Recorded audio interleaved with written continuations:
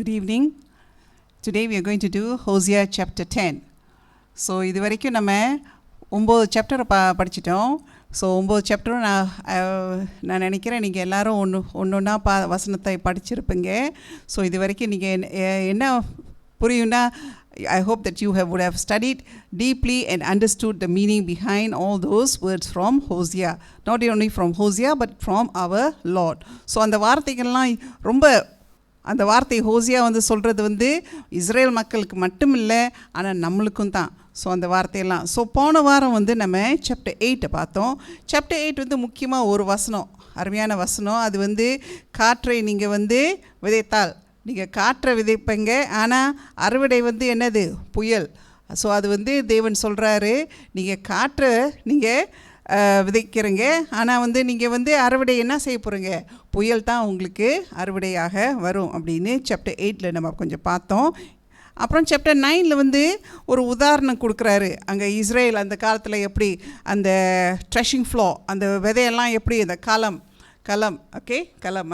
அந்த மாதிரி இடத்துல அந்த விதை அந்த வீட் பார்லி அதெல்லாம் போட்டு கோதுமையெல்லாம் போட்டு கோதுமையெல்லாம் போட்டு அந்த மாடு அங்கே களம் அந்த இடத்துல வைக்குவாங்க. அப்புறம் இந்த கிரேப்ஸ் திராட்சைப்பழம் வைன் ப்ரெஸ், அந்த உதாரணம். அப்புறம் இந்த ஆயில், அந்த ஆலிவ் ஆயில் ப்ரெஸ் அதில் எண்ணெய். ஸோ அது அந்த உதாரணத்தெல்லாம் வச்சு இஸ்ரேலுக்கு ஒரே எச்சரிக்கை கொடுக்குறாரு. அதே சமயத்தில் ஒரு வசனம் 8 பார்த்தோம், காவல்காரன். அந்த வசனத்தை நம்ம இன்னும் கொஞ்சம் ஆழமாக நம்ம கேள்வியில் நம்ம கொஞ்சம் பார்ப்போம். ஸோ அது சாப்டர் 9 verse 8 அந்த கேள்வி அது கேள்வியில் இப்போ நம்ம பார்ப்போம். So now let's go on to chapter 10. We have 15 verses here. So இது the theme is punishment for Israel. So இஸ்ரேலுக்கு தண்டனை. ஸோ நம்ம இதெல்லாம் பாவங்கள்லாம் பார்த்துட்டோம். தேவன் என்னெல்லாம் சொல்லியிருக்காரு, எச்சரிக்கையெல்லாம் கொடுத்துருக்காரு. இப்போ திட்டத்தில் தெளிவாக நம்ம அந்த தண்டனையை கொஞ்சம் பார்ப்போம். verse 1. ஓசியா 10வது அதிகாரம் வசனம் 1. இஸ்ரவேல் பலனற்ற திராட்சை செடி, அது தனக்குத்தானே கனி கொடுக்கிறது. அவன் தன் கனியின் திரளுக்கு சரியாய் பலிபீடங்களை திரளாக்குகிறான். தங்கள் தேசத்தின் செழிப்புக்கு சரியாய் சிறப்பான சிலைகளை செய்கிறார்கள். ஸோ இங்கே பார்த்தீங்கன்னா அதே அந்த சாப்டர் 9 இருந்த திராட்சை பழங்கள் கனிகள் அந்த வசனத்தை மாதிரியே வச்சு Israel empties his wine. So அந்த பழத்தெல்லாம் இது he brings forth fruit for himself. அந்த கனிகள்லாம் யாருக்கு? தானுக்கு, தேவனுக்கெல்லாம் இல்லை, பங்கு இல்லை. இது தானுக்கே அவர் எல்லாம் செய்கிறாரு. இந்த இஸ்ரேல் ஜனங்கள் அந்த மாதிரி செய்கிறாங்க. அந்த மாதிரி வச்சுட்டு என்ன செய்கிறாங்க? he has increased the altarsனால் பலிபீடங்கள். ஸோ பலிபீடங்கள் எல்லா இடத்துலையும் நம்ம முந்தி பார்த்தோம். இஸ்ரேல் மரத்து கீழே, மலை மேலே, எங்கெங்கெல்லாம் எந்தெந்த இடத்துல கில்கால், பெத்தல், டேன், எந்த செச்சம், எல்லா இடத்துலையும் அந்த பலியிடங்கள் இருந்துச்சு, கோயில்கள் இருந்துச்சு. ஸோ இந்த இடத்துலலாம் அவங்க செழிப்பாக இருக்கிற நாட்களில் அவங்க தேவனுக்கு வணங்காமல், தேவனை அவங்க தேடாமல், ஆனால் நிறையா விக்கிர ஆராதனைக்கு செஞ்சு இந்த பலிபீடங்கள்லாம் வேறு இடத்துலலாம் எடுத்து செஞ்சுருக்காங்க. And they have embellished his secret pillars. So அந்த மாதிரி தேவன் சொல்லியிருக்காரு. ஸோ வசனம் 2. அவர்கள் இருதயம் பிரிக்கப்பட்டிருக்கிறது, இப்போதும் குற்றம் சுமத்தப்படுவார்கள். அவர்கள் பலிபீடங்களை இடித்து அவர்கள் சிலைகளை நாசமாக்குவார். ஸோ அவங்க இருதயம் டிவைடட்னா பிரிக்கப்பட்டது. ஸோ இஸ்ரேல் முந்தி நான் சொல்லியிருக்கேன், மற்ற போன சாப்டர்ஸில் நான் சொல்லியிருக்கேன், அவங்க தேவனை விட்டுட்டு வரல. அந்த யாவே தேவனையும் வணங்குறாங்க, விக்கிர ஆராதனையும் வணங்குறாங்க. ஸோ 2 கடவுளையும், ஸோ அவங்க மனது பிரித்து ரெண்டாக இருக்குது. ஸோ இந்த கடவுளையும் வணங்குறாங்க, அந்த கடவுளையும் வணங்குறாங்க, எல்லா கடவுளையும் தேடுறாங்க. So now they are held guilty and he will break down their altars and ruin their sacred pillars. So நம்ம இங்கே பார்ப்போம், இங்கே நம்ம இங்கே அவங்க இஸ்ரேல் ஜனங்கள் என்ன செஞ்சுருக்கணும்? தேவன் இவ்வளோ தண்டிக்கிறாரு, தீர்க்கதரிசி மூலமாக தண்டிக்கிறாரு. தீர்க்கதரிசி மூலியமாக எத்தனை தீர்க்கதரிசி வந்திருக்காங்க, இவ்வளோ அவங்க மூலியமாக நம்மளுக்கு இவ்வளோ வார்த்தைகள் வருது. அவங்க மனம் திரும்பி வந்திருக்கணும், ஆனால் அந்த மாதிரி அவங்க செய்யவே இல்லை. ஸோ அதனால் அந்த என்ன மாதிரி தண்டனை வருது? அந்த தண்டனை வந்து வேற அந்நிய ஜாதிகள் வந்து அந்த பலியிடத்தை எல்லாத்தையும் உடைக்க போகிறாங்க. ஸோ இங்கே பாருங்க, நம்ம Galatians chapter 5 verse 13. So let's look at Galatians chapter 5 verse 13. In English I'll say, For you, brethren, have been called to liberty. Only do not use liberty as an opportunity for the flesh. கலாத்தியர் 5ஆம் அதிகாரம் வசனம் 13. சகோதரரே, நீங்கள் சுயாதீனத்துக்கு அழைக்கப்பட்டீர்கள். இந்த சுயாதீனத்தை நீங்கள் மாமிசத்திற்கு ஏதுவாக அனுசரியாமல் அன்பினாலே ஒருவருக்கொருவர் ஊழியம் செய்யுங்கள். ஸோ நீங்கள் பாருங்க, நம்ம வந்து we are all free people. நம்ம வந்து we are சுதந்திரம். So we are all free people. We are free people. ஆனாலும் நம்ம தேவன் வந்து நம்மளுக்கு அந்த சுதந்திரம் கொடுத்ததுனால நம்ம என்னவும் செய்யலாம் அப்படின்னு இல்லை. ஸோ அந்த தண்டனை வரும்போது அப்போ வந்து நம்ம என்ன நினைக்கிறோம்? ஐயோ, தேவன் இவ்வளோ சுதந்திரம் கொடுக்கும்போது நம்ம மனம் திரும்பலையே அப்படின்னு. ஸோ இங்கே பாருங்கள், verse 1 and 2, இந்த கடவுள் எவ்வளோ blessings கொடுத்துருக்காரு. இஸ்ரேலுக்கு நிறைய blessings கொடுத்துருக்காரு. ஆனாலும் இந்த blessings எல்லாம் வச்சு அவங்க வேறு வழிக்கு போயிருக்காங்க. வேறு வழிக்கு போகும்போது ஸோ அவங்களுக்கு வேறு தண்டனை வருது. Okay, so that was verse 1 and 2. Now let's go on to verse 3 and 4. நாம் கர்த்தருக்கு பயப்படாமல் போனபடியினால் நமக்கு ராஜா இல்லை. ராஜா இருந்தாலும் நமக்காக என்ன செய்வான் என்று இனி சொல்வார்கள். பொய்யானை இடுகிற வார்த்தைகளை சொல்லி உடன்படிக்கை பண்ணிக்கொண்டார்கள். ஆகையால் வயல்வெளியின் படைச்சால்களில் விஷப்பூண்டுகளைப் போல நியாய தீர்ப்பு முளைக்கும். Okay, so they say we have no king. So இது வந்து ஹோசியா எழுதும்போது அது அசீரியர்கள் கிட்ட வந்துட்டாங்க, அது வந்து பிடிக்க போகிறாங்க. So they are saying we have no king because we do not fear the Lord, and as for the king what would he do for us. So அவங்க வந்து அந்த ராஜாங்க வந்து ஒன்று வந்து அந்த ராஜாக்கள் வந்து தேவனுக்கு பணிஞ்சு வரல, பணியாத ராஜாங்கள். இன்னொன்று வந்து ராஜாக்கள் வந்து உள்ள பிரச்சனை, இஸ்ரேல் உள்ள பிரச்சனைக்கு வந்து அவங்க ஒன்றும் செய்ய முடியல, ஒன்றும் தீர்வு கண்ட முடியல. அதே சமயத்தில் வெளியே இருந்து வர பிரச்சனை, அசீரியர்கள் வராங்க, அந்த பிரச்சனையும் ஒன்றும் செய்ய முடியல. ஸோ இந்த ஜனங்களுக்கு வந்து இந்த ராஜா இருந்தால் என்ன, இல்லாட்டா என்ன. ஸோ இந்த ராஜாக்கள் one thing they have said, these kings we have no king because these kings are not worthy of God's name. worthyனா என்னது? பாத்திரம். தேவனோட நாமத்துக்கு பாத்திரமாக ஒரு ராஜாவும் இல்லை. ஸோ அதே மாதிரி they have spoken words, they have falsely making covenant வந்து இது வந்து உடன்படிக்கை. இது வந்து ஜனங்களுக்குள்ள, அந்த ஜனங்களுக்குள்ள அங்கே நிறைய வஞ்சகங்கள் இருக்குது. ஸோ அவங்க வந்து they have contracts, they have trust, அந்த மாதிரி இதெல்லாம் செஞ்சு அதெல்லாத்தையும் நயவஞ்சகமாக நடத்துறதுனால ஸோ த ஜட்ஜ்மெண்ட் வந்து தண்டனை வந்து என்ன மாதிரி? ஹெம்லாக் இஸ் ஒரு செடி. அந்த செடி வந்து அந்த இஸ்ரேல் நாட்டில் வந்து ஒரு புல் மாதிரி வரும் அந்த அந்த அந்த ஹெம்லாக். ஆனால் அது ஒரு அது பாய்சனஸ். ஸோ அந்த மாதிரி அந்த செடி மாதிரி நீங்கள் அந்த மாதிரி போயிடுவாங்க, உங்கள் தண்டனை வந்து அந்த மாதிரி அப்படின்னு சொல்லுது. அடுத்தது வசனம் 3-8 வரைக்கும் நம்ம வந்து கொஞ்சம் அசீரியர்களை என்ன நடக்க போகுது அப்படின்னு கொஞ்சம் பார்ப்போம். ஒரு வசனமாக படிப்போம். வசனம் 5. சமாரியாவின் குட்டிகள் பெத்தாவேனில் உள்ள கன்றுக்குட்டி நிமித்தம் பயம் அடைவார்கள். அதன் பூசாரிகளும் அதன் மகிமை அதை விட்டு நீங்கி போயிற்றென்று அதற்காக துக்கம் கொண்டாடுவார்கள். Okay, so the inhabitants of Samaria நம்மளுக்கு தெரியும் எந்த நாட்டில் உள்ள கேபிட்டல்? இஸ்ரேல். ஸோ நம்ம சமாரியான்னு சொன்னோம்னா actually we are meaning Israel. So the inhabitants of Israel fear. எதுக்காக பயப்படுறாங்க? Because the calf of Beth Aven வந்து நம்மளுக்கு தெரியும். பெத்-ஏவன்னா ஆக்சுவலி இன்னொரு பேர் பெத்தலுக்கு பெத்-ஏவன். ஓகே, பெத்-ஏவன். ஸோ பெத்-ஏவன் அவங்களுக்கு என்ன பயம்? அவங்களோட விக்கிர ஆராதனை எல்லாத்தையும் எடுத்துகிட்டு போயிடுவாங்க அப்படின்னு, அதோட மகிமையெல்லாம் போயிட போகுதுன்னு. பிகாஸ் அவங்களோட விக்கிர இதெல்லாம் அந்த ஐடல்ஸ் என்ன சொல்கிறது, விக்கிரகங்கள்லாம் வந்து விலையேர்ந்து பவுன்லேயும் தங்கத்துலேயும் வெள்ளிலையும் செஞ்சு வச்சுருக்காங்க. ஸோ இந்த விக்கிர ஆராதனை எல்லாத்தையும் கட்டாயம் அந்த ஆசிரியருக்கு வந்தாங்கன்னா எல்லாத்தையும் அள்ளிட்டு போயிடுவாங்க. ஸோ அவங்க மகிமையெல்லாம் போயிடும் அப்படின்னு அங்கே இன்னொரு இங்கிலீஷில் பாருங்கள், எல்லாம் அங்கே பாருங்கள், for its people mourn. Its பீப்புள்னா என்னது? இட்ஸ் பீப்புள்னா அது என்ன சொல்லுது? அந்த அந்த விக்கிர ஆராதனையோட மக்கள், ஜனங்கள். ஸோ தமிழில் எப்படி போட்டிருக்கு? அதன் பூசாரிகளும் அதன் மகிமை அதை விட்டு நீங்கி போயிட்டு அதற்காக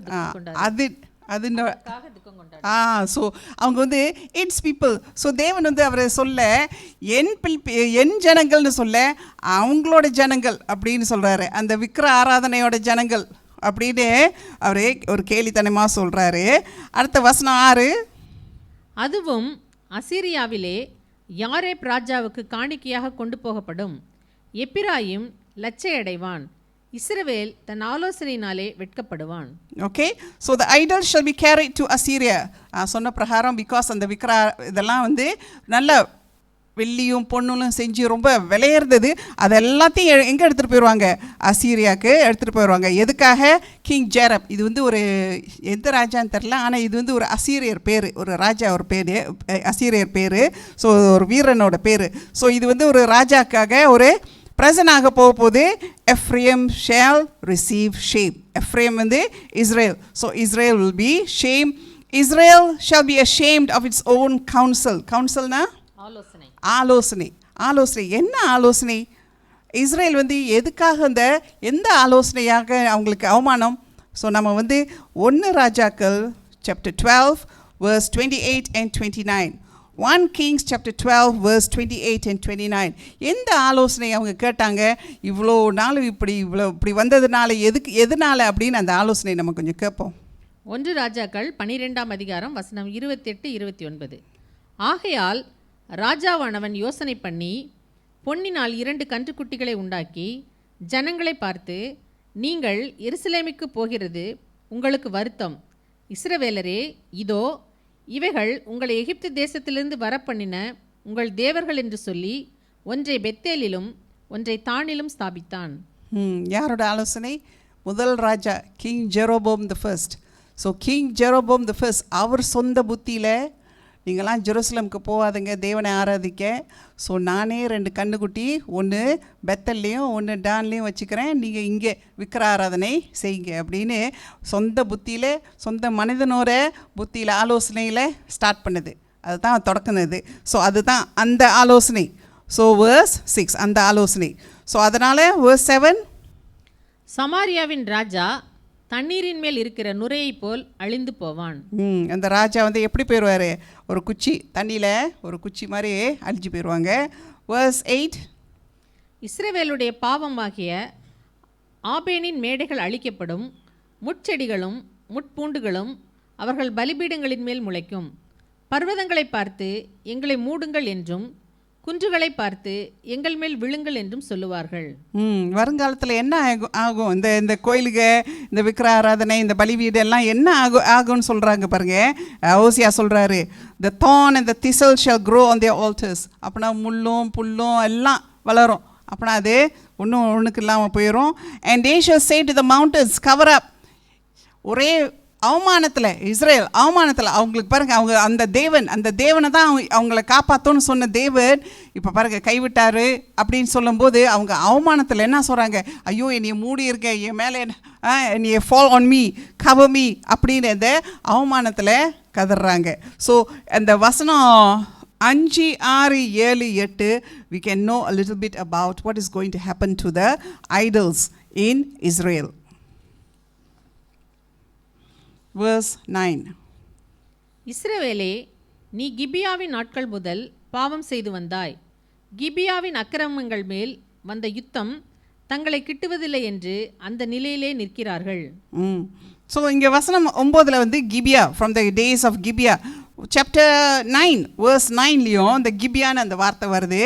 அது வந்து முந்தி நம்ம ஜட்ஜஸ் 19, ஜட்ஜஸ்னா நியாயாதிபதிகள் சாப்டர் 19ல் வந்து நம்ம இதை பார்த்தோம், இந்த சம்பவத்தை பார்த்தோம். ஆனால் அந்த சம்பவத்துக்கு வந்து ஒரு தண்டனை இன்னும் வரல. ஸோ இங்கே என்ன இந்த வசனம் சொல்லுது? அந்த தண்டனை வந்துருச்சு. ஸோ இது வரைக்கும் the battle in Gibeah against the children of iniquity did not overtake them. So obviously it has now come that it is going to overtake them. So verse 10, நான் அவர்களை தண்டிக்க விரும்புகிறேன்.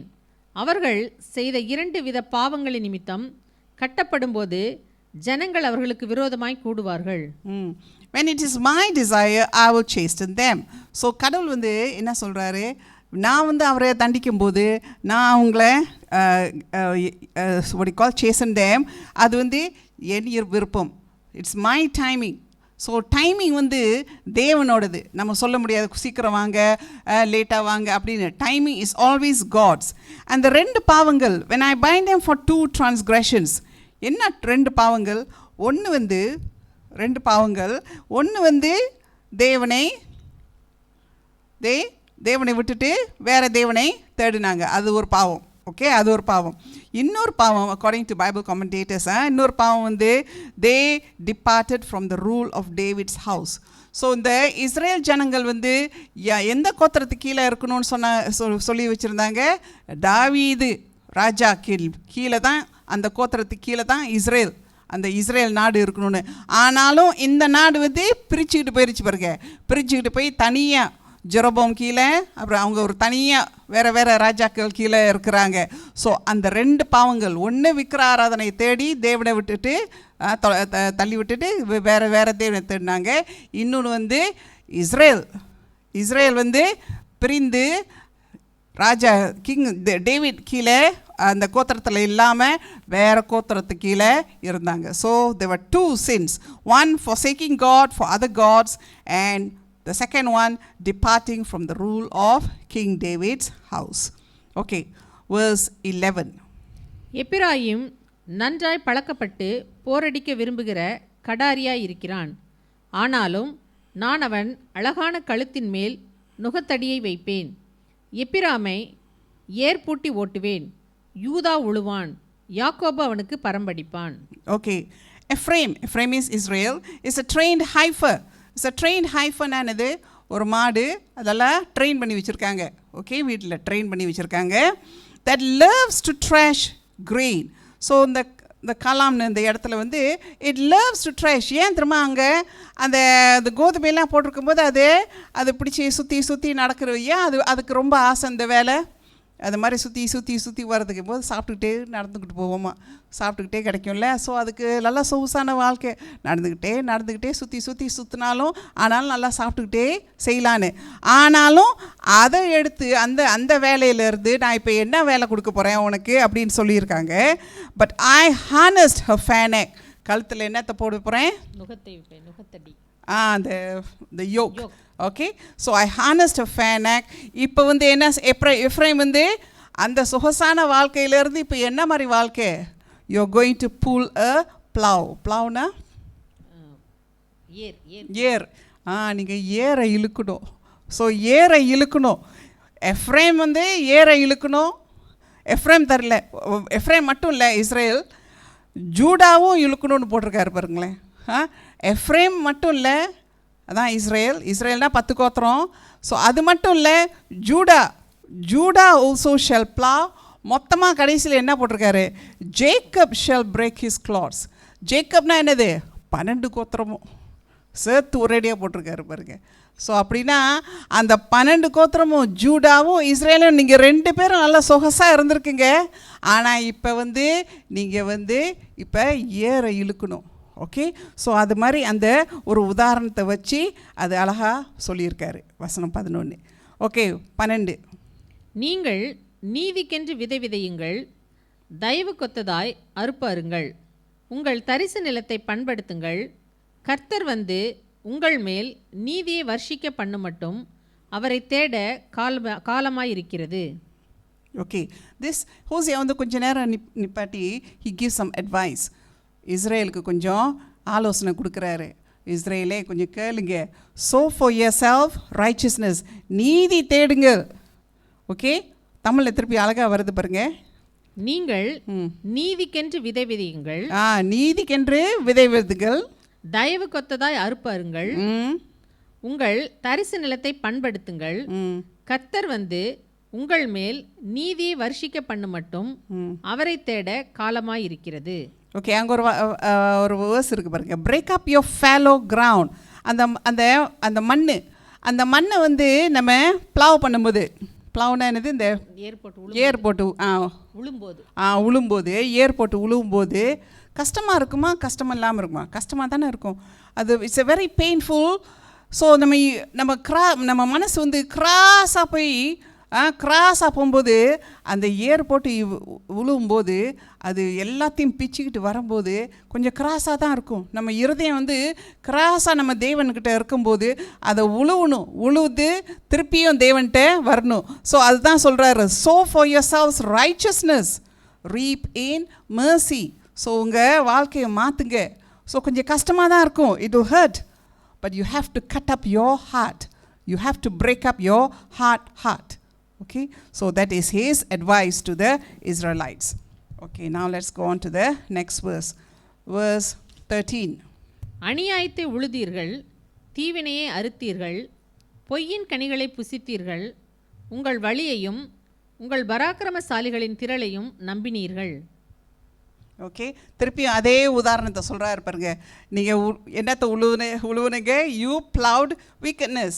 ஸோ அநியாயத்தை உழுதுறீர்கள், அதனால நீங்கள் என்னத்தை? தீவினையை அறுத்தீர்கள். So you have reaped iniquity and you have eaten. பொய்யின் கனியை புசித்தீர்கள். ஸோ ஒன்றுனா வருது பாருங்க, அப்படி அடுக்கடுக்காக வருது பார்த்தீங்களா? You have plowed wickedness, therefore you reap iniquity and therefore you eat the fruit of lies. ஏன் இதனெல்லாம் என்னத்தினால? Because you trusted in your own way. Own வழியிலே ஒன்று பார்த்தோம்ல, own council, king Jeroboam, his own council. So இது வந்து சொந்த புத்தியில், என் பலனில் நான் போக முடியும், என் பலனில் நான் செய்ய முடியும். இது வந்து இந்த காலத்தில் கூட தான் அப்படி தான் இருக்குது. இந்த காலத்தில் கூட வி சே நம்ம பலன் வந்து சொந்த பலன், என் பலன், நான் இருக்கிற வரைக்கும் என் பலனில் நான் எல்லாத்தையும் செய்வேன். It's in my way I can do. That is a new age movement. So it's all in நடுவில் வந்து நம்ம இருதயத்தில் நடுவில் வந்து it's I, not God. It's I, நான் தான் ரொம்ப முக்கியம் என் வாழ்க்கையில் அப்படின்னு. It's a new age kind of movement. So verse 14 and 15, let's look at verse 14. ஆகையால் உங்கள் ஜனங்களுக்குள் அமளி எழும்பும், பிள்ளைகளின் மேல் தாய் மோதியடிக்கப்பட்ட யுத்த நாளிலே பெத்தார்பேலை சல்மான் அழித்தது போல உங்கள் எல்லா அரண்களும் அழிக்கப்படும். ஓகே, ஸோ நீங்கள் இந்த மாதிரி செஞ்சதுனால, உங்கள் வழியிலே நீங்கள் போகணுன்னு சொல்கிறதுனால, அதனால் therefore tumult shall arise among your people, all your fortresses shall be plundered. நீங்கள் எந்தெந்த இதெல்லாம் நினச்சிங்களோ, எதெல்லாம் என் பலன் நினச்சிங்களோ எல்லாத்தையும் உடைக்கப்படும். And as Shalman plundered Beth Abel. So Shalman வந்து they think it's maybe it is the அசீரிய ராஜா, அவர் பேர் வந்து ஷல்மனேசர் the 5th. அவர் தான் வந்து பிடிச்சாரு. ஸோ அவர் பேராக இருக்கும்னு சொல்லியிருக்காங்க. So Shalman plundered Beth Abel. பைபிளில் ஒரே இடத்துல தான் இந்த மாதிரி ஒரு வார்த்தை வருது, Beth Abel. So people are not sure, maybe it's a town in Israel. A mother dashed in pieces upon her children. So இந்த படத்தில் நீங்கள் பார்த்தீங்கன்னா அசீரியர்கள், ஸோ அவங்க வந்து very cruel people. ஸோ அவங்க பிடிச்சிட்டு போனாங்கன்னா என்ன செய்வாங்க? ரொம்ப இம்சப்படுத்துவாங்க. So these are the kind of people who are going to come against Israel. So verse 15. உங்கள் கொடிய பொல்லாப்பினால் பெத்தேல் இப்படிப்பட்டதை உங்களுக்கு செய்யும், அதிகாலமே இஸ்ரவேலின் ராஜா முற்றிலும் சங்கரிக்கப்படுவான். Okay, thus it shall be done to you, O Bethel. O Bethel is referring to the Bethel, the calf idol temple. So இதனால் செஞ்சதுனால இதே மாதிரி தான் உங்களுக்கு நடக்க போகுது. Because of your great wickedness, at dawn the king of Israel. At dawn na காலையிலே, அதிகாலையிலே அந்த ராஜா என்ன செய்வாங்க? It's very interesting. And here in English they put at dawn the king of Israel shall be cut off utterly. And அதே மாதிரி தான் அந்த ராஜா அசீரியர்கள் வரும்போது, அந்த ராஜா கிங் ஹோசியா அவரை பிடிக்கும்போது காலையில் அதிகாலையில் தான் பிடிச்சாங்களாம். கிங் ஹோசியாவை அதிகாலையில் தான் பிடிச்சாங்களாம். பிடிச்சிட்டு அதுக்கு பிறகு தான் அந்த சமாரியா, அந்த ஹோல் சிட்டி, அந்த town of the city of Samaria fell after that. So அதிகாலையில் வந்து அந்த ராஜாவை பிடிச்சாங்களாம், king Hosea of Israel. So அதே மாதிரி தான் இங்கே தீர்க்கதரிசனம் போட்டிருக்கு, at dawn the king of Israel shall be cut off utterly. So here again we see from this whole chapter the punishment that very graphically நிறைய நல்லா படமாக போட்டு தேவன் வந்து காமிக்கிறாரு. நீங்கள் உங்கள் வாழ்க்கை இந்த மாதிரி நீங்கள் திரும்பாட்டா, தேவன்கிட்ட திரும்பாட்டா, மனம் திரும்பாட்டா உங்களுக்கு இந்த மாதிரியெல்லாம் ஆகும்.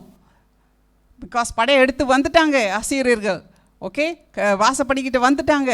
ஸோ அப்பயும் நம்ம இஸ்ரேல் ஜனங்கள் இன்னும் மனம் திரும்பாமல் இருக்கிறாங்க. So let's go on to chapter 11 to see the story. Okay, right.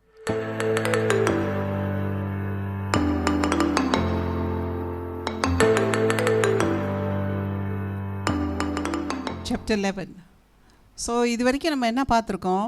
Okay, chapter 1லேருந்து 10 வரைக்கும் நம்ம இஸ்ரேலோட பாவத்தை பார்த்தோம், தண்டனையை பார்த்தோம், அவங்களுக்கு மேலே எவ்வளோ உள்ள தீர்க்கதரிசி வசனம் வருது, அந்த மாதிரி எல்லாத்தையும் மாறி மாறி மாறி மாறி பார்த்தோம். இப்போ வந்து நம்ம கொஞ்சம் தேவனை கொஞ்சம் பார்ப்போம். தேவனை வந்து கொஞ்சம் பார்ப்போம். இதில் வந்து எப்படி போட்டிருக்கு இந்த சாப்டரில் வந்து God's tender love for Israel. தேவன் வந்து இஸ்ரேல் இவ்வளோ பாவம் செஞ்சாலும் தேவனோட அன்பான இருதயத்தை பற்றி நம்ம கொஞ்சம் பார்ப்போம், கொஞ்சம் கவனிப்போம். So let's look at verse 1. Okay, 11ஆம் அதிகாரம் வசனம் 1. இஸ்ரவேல் இளைஞனாய் இருந்தபோது நான் அவனை நேசித்தேன், எகிப்திலிருந்து என்னுடைய குமாரனை வரவழைத்தேன். Okay, when Israel was a child I loved him. So இது வந்து இஸ்ரேல் was a child எப்போ 500 வருஷத்துக்கு முந்தி இஸ்ரேல் வந்து இஜிப்ட்லேருந்து வெளியே வரும்போது அதுலேருந்து இப்போ வரைக்கும் ஒரு 500 வருஷமாக ஆயிடுச்சு. ஸோ தேவன் வந்து அந்த காலத்தை நினைக்கிறாரு, முதலாவது நான் வந்து இஜிப்ட்லேருந்து கொண்டு வந்தேனே, அது ஒரு சின்ன குழந்தையாக நான் கொண்டு வந்தேன். And out of Egypt I called my son. இந்த வசனம் வந்து out of Egypt I called my son, இது வந்து இங்கே இருக்குது. நம்ம out of Egypt I call my son. இதே வசனம் வந்து we can see it in Matthew chapter 2 verse 15. மத்தேயு 2ஆம் அதிகாரம் வசனம் 15. ஏரோதின் மரண பரியந்தம் அங்கே இருந்தான், எகிப்திலிருந்து என்னுடைய குமாரனை வரவழைத்தேன் என்று தீர்க்கதரிசியின் மூலமாய் கர்த்தரால் உரைக்கப்பட்டது நிறைவேறும்படி இப்படி நடந்தது. So this is when Jesus, his parents took Jesus to Egypt to escape from King Herod. So king ஹெரோடை பயந்துக்கிட்டு அவர் இயேசு வந்து சின்ன குழந்தையாக இருக்கும்போது இஜிப்டுக்கு ஓடி போயிடுவாங்க. அப்புறம் கொஞ்ச நாள் கழித்து திருப்பி வருவாங்க. So this verse details about that. Out of Egypt I called my son. So ஒன்று வந்து for here Hosea, out of Egypt I called my son. So another one ஒரு தீர்க்கதரிசனமாக இயேசுக்கு out of Egypt I called my son. And also வருங்காலத்தில் இந்த millennium also இதே வசனம் தான் வந்து out of Egypt பாவத்திலேருந்து நம்மளை எல்லாத்தையும் திருப்பி கூட்டிகிட்டு வருவார். So this is a very important prophecy. So out of Egypt he has called us. Verse 2. வசனம் 2. அவர்கள் தங்களை அழைக்கிறவர்களின் முகத்துக்கு விலகி போய்விட்டார்கள், பாகால்களுக்கு பலியிட்டு விக்கிரகங்களுக்கு தூபம் காட்டினார்கள். ஓகே, ஸோ வசனம் 1ல் வந்து என்ன பார்த்தோம்? இஸ்ரேலை யார் கூப்பிட்டா? தேவன் கூப்பிட்டாரு, அழைத்தார், திருப்பி வாங்க, கம், ஹி கால்ஸ். இங்கே வந்து வசனம் 2ல் வந்து as they called them, யார் திருப்பி அழைத்தார்? தேவன் வந்து தீர்க்கதரிசிகளை அனுப்பினார். எத்தனையோ மெசஞ்சர்ஸ் எத்தனையோ தீர்க்கதரிசிகள் மூலியமாக இஸ்ரேலை திருப்பி அழைக்கிறாரு, வாங்கன்னு. ஆனாலும் அவங்க எல்லாத்தையும் உதறடிச்சிட்டு யார் பின்னால் போனாங்க? they sacrificed to the Baals, வேற தேவனை தேடி போனாங்க. So verse 1 it denotes God. Verse 2 actually refers to other prophets and messengers of God. Okay, verse 3. நான் எப்பிராயீமை கைப்பிடித்து நடக்க பழக்கினேன், ஆனாலும் நான் தங்களை குணமாக்குகிறவர் என்று அறியாமல் போனார்கள். ஓகே, இங்கே பாருங்க, வசனம் 1, 2, 3, 4 நீங்கள் ஒன்றா பார்த்துக்கிட்டு இருந்தீங்கன்னா தேவனை வந்து ஒரு அப்பா மாதிரி ஒரு உதாரணம் வருது பாருங்க. ஒரு அப்பா, ஒரு தந்தை, அவர் மனசு எவ்வளோ இறங்கி அவர் பேசுகிறார் பாருங்க. அவர் இஸ்ரேலை பற்றி I taught Ephraim to walk. நான் வந்து இஸ்ரேலுக்கு சிலது இந்த இஜிப்ட்லேருந்து கூட்டிகிட்டு வந்ததுலேருந்து நடக்கனா எப்படி? அந்த நாட்டில் வச்சு நல்லா செழிப்பாக வச்சு அவங்கள கொஞ்சம் கொஞ்சமாக வளர்த்து இப்படி வந்துட்டாங்க. But they did not know that I healed them. அவ்வளோ செழிப்பு வந்த பிறகு திரும்பி வந்து அவங்களுக்கு என்ன சொல்கிறாங்க, அவங்களுக்கு தெரியலையாம் யார் மூலியமாக அந்த செழிப்பெல்லாம் வந்தது, யார் மூலியமாக இந்த இவ்வளோ பாக்கியம் வந்தது, யார் மூலியமாக இந்த blessings எல்லாம் வந்தது.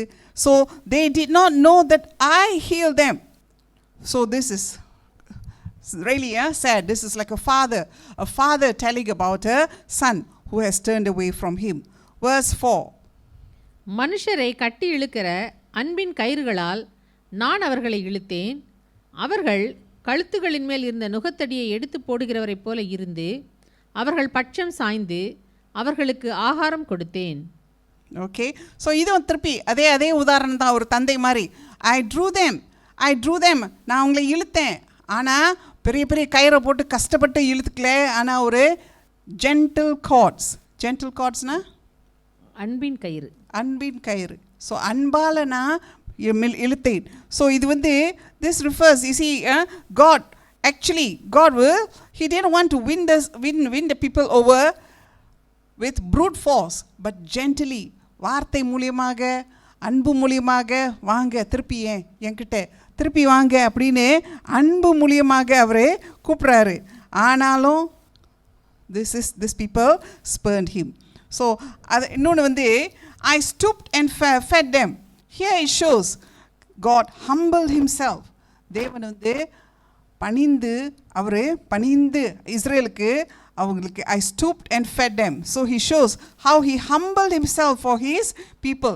இது வந்து this is a reflection of Philippians chapter 2ல வந்து இந்த மாதிரி தான் the servant God அப்படின்னு அங்கே நீங்கள் படிச்சிங்கன்னா உங்களுக்கு தெரியும். So how he stooped to feed the people. So he wants to win us over. He wants to win Israel over. He wants to win each of us over, not with brute force, but with gentle cords. So நான் இங்கே ஒரு கதை சொல்கிறேன். அந்த காலத்தில் வந்து ரெண்டு தேசம் இருந்துச்சான், பெர்ஷியா அண்ட் கிரீஸ். அது அந்த காலத்தில் உள்ள கதை. ஸோ பெர்ஷியாவும் கிரீஸும் ஒரே போர். பெர்ஷியா வந்து அது அந்த காலத்தில் அசீரியர் மாதிரி பெர்ஷியா வந்து பெரிய ஒரு ஆமியில் வந்து சரியான பயங்கரமான ஆளுங்க. ஆனால் அந்த படை வந்து எப்படி வச்சுருந்தாங்க, அந்த படை அவங்கள வந்து மிரட்டி அவங்கள வந்து இம்சப்படுத்தி அந்த படை, ஆனால் எல்லாம் பெரிய பலசாலியான படை. ஆனால் தேவர் soldiers were controlled with whips and torture and threats. So அந்த மாதிரி உள்ள படை.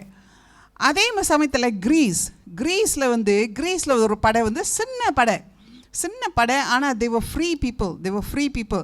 அந்த படைங்க வந்து அவங்க வந்து சோல்ஜர்ஸ் இல்லை, அவங்க வந்து அங்கே கூப்பிட்டு வாங்க இந்த மாதிரி படை வருது, சண்டைக்கு வாங்க, நம்ம தேசத்தை பிடிக்க வராங்க அப்படின்னு சொன்ன எல்லாரும் வந்து அவங்க for the love of their country they came to fight. And between Greece and Persia, Greece வந்து ஒரு சின்ன ஆர்மி, பெர்ஷியா வந்து ஒரு பெரிய ஆர்மி வந்து சண்டை போடும்போது every time Greece will win. So Greece will win. ஏன் அப்படின்னு ஆராய்ச்சி பண்ணும்போது they found that this army, the Persian army was an army brought forward by brute force. அது வந்து அந்த படை வந்து எப்படி ஒரு கட்டுக்குள் இழுத்து வந்து நீங்கள் இந்த சண்டை போடணும் அப்படின்னு. ஆனால் கிரீஸில் வந்து எப்படி அவங்கெல்லாம் வந்து because they love the country, அந்த நாடை ரொம்ப நேசிக்கிறதுனால அந்த நேசத்தினால வந்து சண்டைக்கு போருக்கு போகிறாங்க. ஸோ அந்த நாடு தான் ஜெயிச்சிச்சு. அதே மாதிரி தான் நம்மளும். So we are called by God. He didn't force us. He doesn't force us to become people in his army, but we are called to be an army of free people, grateful citizens of the kingdom of God. So that is so God never pulls us with harshly, never calls us harshly, but he calls us with gentle cords. Okay, right, next verse, let's go to verse 5. மனம் திரும்ப மாட்டோம் என்கிறதினால் அவர்கள் எகிப்து தேசத்துக்கு திரும்பி போவதில்லை, அசீரியன் அவர்களுக்கு ராஜா. Okay, so he shall not return to the land of Egypt. So திருப்பி நம்ம ஈஜிப்டுக்கு இப்போ பாருங்கள், இஸ்ரேல் என்ன செய்யுது, அசீரியர்கள் வராங்கன்னு சொன்னோன்னே ஈஜிப்டுக்கிட்ட உதவி கேட்குறாங்க. ஸோ தேவன் என்ன சொல்கிறாரு, நீங்கள் திருப்பியும் இஸ்ரேல்கிட்ட you will not go back to Egypt as அடிமையாக திருப்பியும் நீங்கள் போக மாட்டேங்க. But the Assyrian shall be your king. Assyria தான் உங்களுக்கு ராஜாவாக வருவார். Because they refuse to repent. நீங்கள் பாருங்கள், பாவம் ஒரு இஸ்ரேலோட பாவம் என்ன, விக்கிர ஆராதனை. அதுக்கு மேலே ஒரு பாவம் என்னது, விக்கிர ஆராதனைக்கு மேலே ஒரு பாவம் என்னது, கடைசி வசனம் அது என்னது, because they refuse to repent. So நம்ம வாழ்க்கையில் நம்ம பாவம் இருக்குது, ஆனால் அதுக்கு மேலே உள்ள பாவம் என்னது, நம்மளுக்கு இவ்வளோ தண்டனை இவ்வளோ ஆலோசனை வந்தாலும், நல்ல ஆலோசனை வந்தாலும் நம்ம கிராஸாக இருந்துக்கிட்டு மனம் திரும்பாமல் இருக்கிறோம்ல, அதுதான் ஒரு இன்னும் அதுக்கு மேலே ஒரு பாவம். So repentance is very very important. So repentance here, beyond the sin they had this, they refused to repent. So repentance is very important before you can come into salvation. So here they were stubborn. Israel இன்னும் அந்த பாவத்திலே இருந்துக்கிட்டு நாங்கள் மாற மாட்டோம், நாங்கள் மனம் திரும்ப மாட்டோம், அவங்க இருதயம் இன்னும் கிராஸாகவே இருக்குது. So they were refused to repent.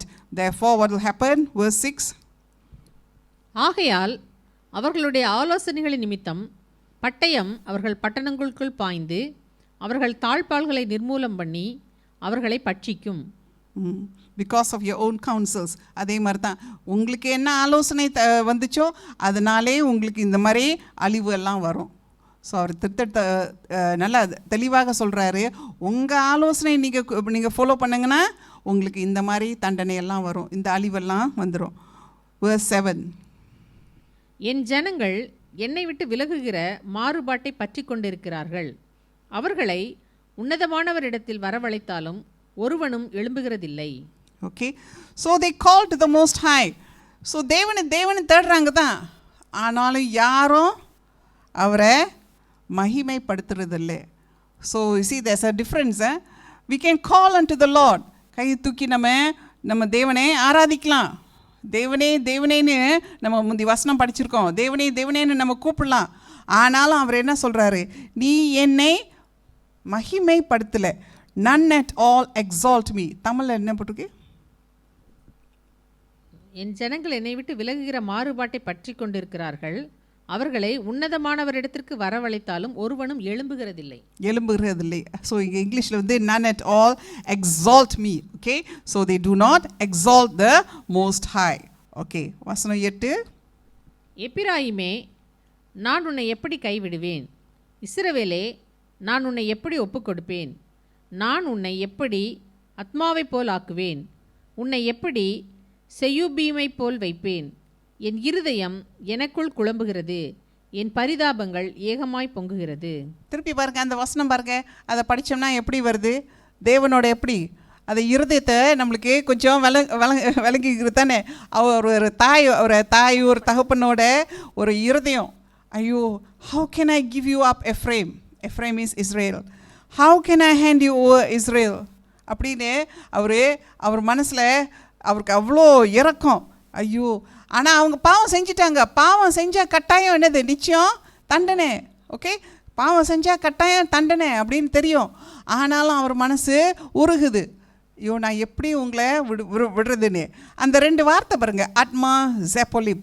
இந்த 2 டவுன், இந்த 2 டவுன் நம்ம ஜெனிசிஸில் கொஞ்சம் பார்ப்போம். Deuteronomy chapter 29 verse 23. உபாகமம் 29 அதிகாரம் 23.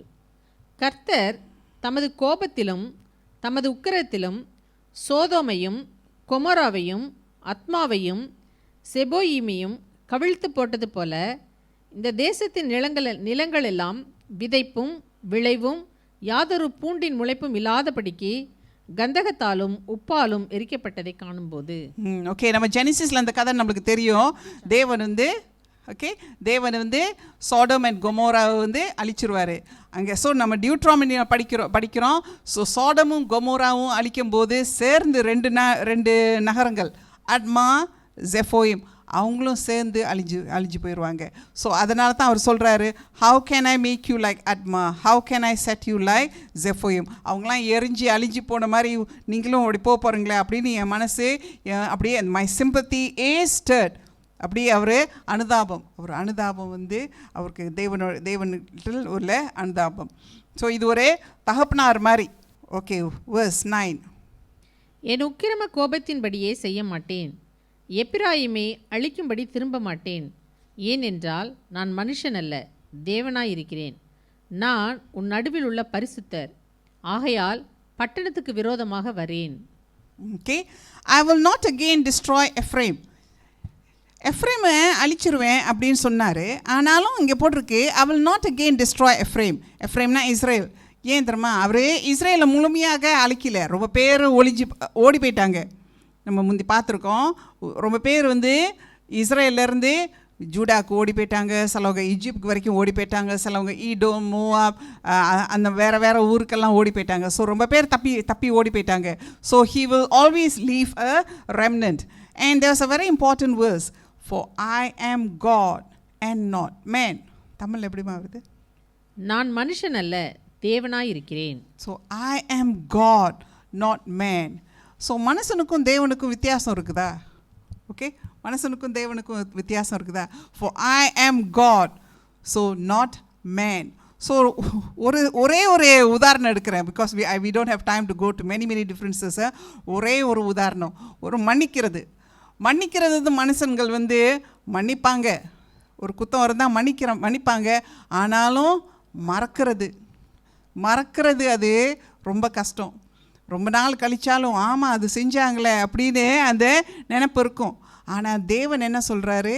I will forgive you and I will not remember it any longer. So he is God, not man. So I've just taken one example. Okay, right. Now let's go on to verse 10. அவர்கள் கர்த்தரை பின்பற்றுவார்கள், அவர் சிங்கத்தைப் போல் கெர்ஜிப்பார். அவர் கெர்ஜிக்கும் போது அவர்கள் சந்ததியார் மேற்கு திசையிலிருந்து நடுங்கி வருவார்கள். Okay, so இது வந்து he is like a lion. கடவுள் வந்து ஒரு சிங்கம் மாதிரி அவர் கர்ச்சிக்கும் போது his sons will come trembling from the west. west வந்து மேற்கு. ஓகே, மேற்கு மேற்குலேருந்து வருவாங்கன்னு சொல்கிறாரு. எப்படி மேற்கு? அசீரியா வந்து எங்கே? கிழக்கு தானே. எப்படி இங்கே மேற்குன்னு போட்டிருக்கு அப்படின்னு போட்டிருக்கும்போது, so this is where the Bible commentators they refer us to where is that? Isaiah chapter 11. Isaiah chapter 11 verses 11 and 12. நம்ம வந்து இது ஒரு தீர்க்க தரிசனமாக வருது. ஐசாயா என்ன சொல்கிறாரு? அது அந்த காலத்தில் ஒரு காலத்தில் வரும், நம்ம தேசத்துலேருந்து எல்லா தேசம்லேருந்து ஜனங்களே தேவன் கூட்டிகிட்டு வருவார். ஸோ நீங்கள் கேளுங்க. ஏசாயா 11ஆம் அதிகாரம் வசனம் 11-12. அக்காலத்திலே ஆண்டவர் அசீரியாவிலும் எகிப்திலும் பத்ரோசிலும் எத்தியோப்பியாவிலும் பெர்ஷியாவிலும் சினேரியரிலும் ஆமாத்திலும் சமுத்திர தீவுகளிலும் தம்முடைய ஜனத்தில் மீதியானவர்களை மீட்டுக்கொள்ள திரும்ப இரண்டாம் விசை தமது கரத்தை நீட்டி ஜாதிகளுக்கு ஒரு கொடியை ஏற்றி இஸ்ரவேலில் துரத்துண்டவர்களை சேர்த்து யூதாவில் சிதறடிக்கப்பட்டவர்களை பூமியின் 4 திசையிலும் இருந்து கூட்டுவார். ஓகே, அதே மாதிரி வசனம் 11. எகிப்திலிருந்து குருவிகளைப் போலவும் அசிரியா தேசத்திலிருந்து புறாக்களைப் போலவும் பயந்து வருவார்கள். அப்பொழுது அவர்களை அவர்கள் வீடுகளில் குடியிருக்க பண்ணுவேன் என்று கர்த்தர் சொல்லுகிறார். ஸோ இந்த 2 வசனத்திலிருந்து நம்ம பார்க்குறோம் வந்து எகிப்து வந்து தெற்கு, அசீரியா வந்து கிழக்கு. அப்புறம் வசனம் 10 இருந்து என்ன போட்டிருக்கு? மேற்கு வந்து refers to Europe. So from all over எல்லாரும் எப்படி வருவாங்களாம்? லைக் அ டவ், ஒரு குருவி மாதிரி பயந்துக்கிட்டு, ஒரு குருவி மாதிரி.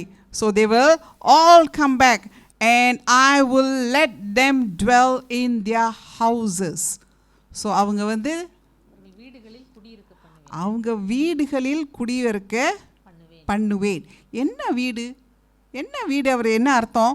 1 Timothy chapter 3 verse 15.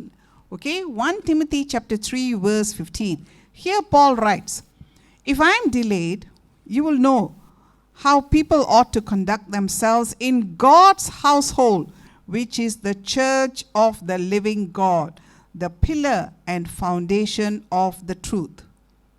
1 தீமோத்தேயு 3ஆம் அதிகாரம் 15ஆம் வசனம். தாமதிப்பேனேயாகில் தேவனுடைய வீட்டிலே நடக்க வேண்டிய வகையை நீ அறியும்படி இவைகளை உனக்கு எழுதுகிறேன்.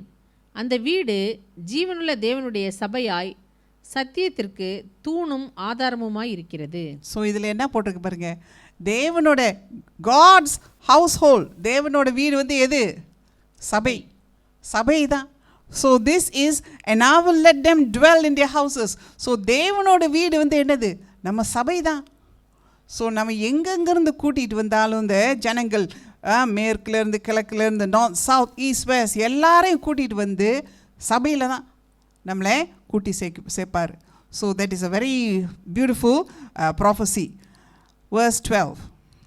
எப்பிராயீமர் பொய்களினாலும் இஸ்ரவேல் வம்சத்தார் வஞ்சகத்தினாலும் என்னை சூழ்ந்து கொண்டிருக்கிறார்கள். யூதாவோவெனில் இன்னும் தேவனோடே அரசாண்டு பரிசுத்தவான்களோடே உண்மையாயிருக்கிறான். ஓகே, எஃப்ரைம் வந்து கடவுள் வந்து எஃப்ரைம் இஸ்ரேலை அன்பால் சூழ்ந்துக்கிறாரு. ஆனால் Ephraim has encircle me with lies. பாருங்க, ஸோ மனுஷன் வந்து லைஸ் அண்ட் டிசீட். ஆனாலும் இங்கே யூதாவுக்கு ஒரு நல்ல கிரேட் கிடைக்குது பார்த்தீங்களா. Judah still walks with God even with the Holy One who is faithful. ஆனாலும் 150 வருஷத்துக்கு பிறகு என்ன ஆயிரும்? பாபிலோன், ஜூடாவும் அசீரியருக்கு இங்கே வந்த மாதிரி ஜூடா வந்து பாபிலோன்காரங்க வந்து ஜூடாவையும் அழிச்சிட்டு போயிடுவாங்க. ஸோ இந்த இந்த இந்த இந்த சாப்டர் வந்து நம்ம தேவனோட இருதயத்தை நம்மளுக்கு தெரியணும்னா இந்த சாப்டரை கொஞ்சம் நல்லா முழுமையாக நம்ம படித்தோம்னா நம்மளுக்கு தெரியும் தேவன் நம்ம மேலே எவ்வளோ அன்பாக வச்சுருக்காரு. அவர் வந்து எப்படி இழுக்கிறார் பார்த்தீங்களா. He doesn't pull us with brute force, but he calls us gently. Gentle cords, come to me. Because he doesn't want people. அவர் சபையில் வந்து என்ன மாதிரி ஆள்கள் கஷ்டப்பட்டு இம்சப்படுத்தி இழுத்துட்டு வந்து உட்கார வைக்கிறது, அந்த மாதிரி ஆள்களுக்கு எனக்கு தேவையில்லை.